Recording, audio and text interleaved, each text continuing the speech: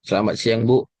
Di sini saya Marif Ananta Ralit Sembiring akan menjelaskan tentang PPT presentasi yang saya buat yang berjudul Flow of Two Adjacent Immiscible Fluids.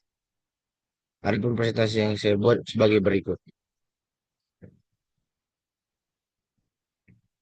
Nah, aliran dua cairan yang tidak dapat bercampur adalah aliran yang terdiri dari ketiga dua fluida yang tidak dapat bercampur seperti minyak dan air bergerak secara bersamaan dalam satu sistem seperti pipa atau saluran.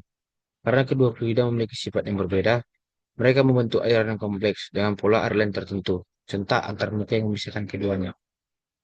Contoh, minyak dan air yang berada dalam pipa minyak. Fenomena minyak dan air sering ditemukan bersama dalam sumber minyak atau selama proses pengeboran.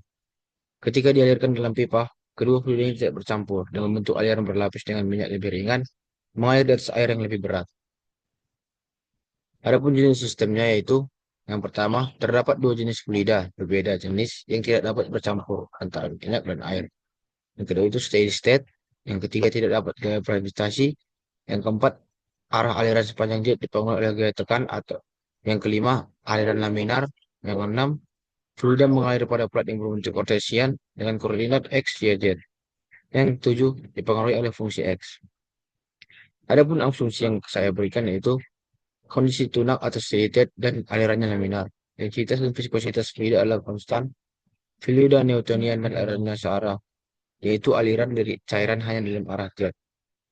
Tidak ada slip antara fluid dan permukaan padat dinding. Aliran berkembang penuh, yaitu tidak dipengaruhi oleh efek masuk dan keluar, dan profil kecepatan tidak berubah sepanjang sumber air dalam arah jet.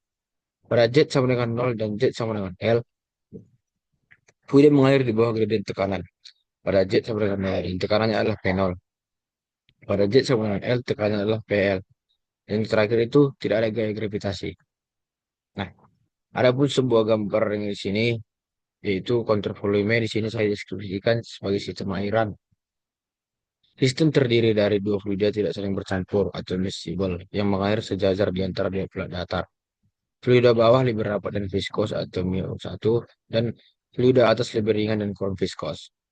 Aliran laminar, steady dan fully develop. Aliran utama itu semu jet dan variasi kecepatan dengan tegangan geser arah X. Tebal masing-masing lapisan fluida adalah B. Karena fluida saling bercampur, tidak ada perpindahan massa antara fluida dan masing-masing fluida punya massa jenis dan viskositas.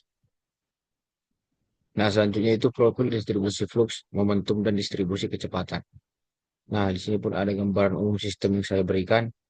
Pada gambar ini terlihat sebuah saluran berbentuk balok yang dibatasi oleh plate 1 dan plate 2, di mana di antara dua plate ini mengalir dua fluid yang saling tak bercampur atau immiscible. Misalnya, fluid satu itu oil dan fluid itu water.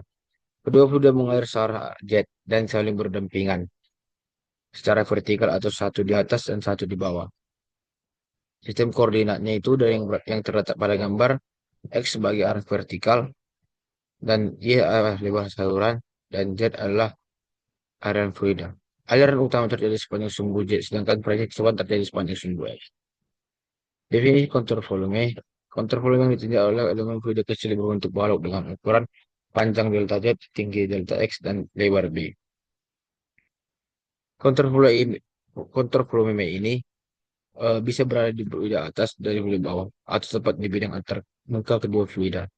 CP digunakan untuk menerapkan hukum kekalan massa, hukum kekalan momentum, dan keseimbangan gaya geser atau shear stress.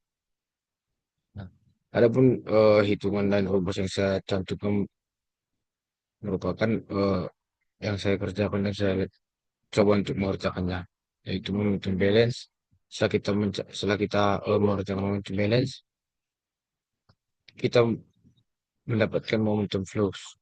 Nah, dari momentum flux tadi kita introduksi ke persamaan berikutnya, serta kita mendapatkan distribusi kecepatan.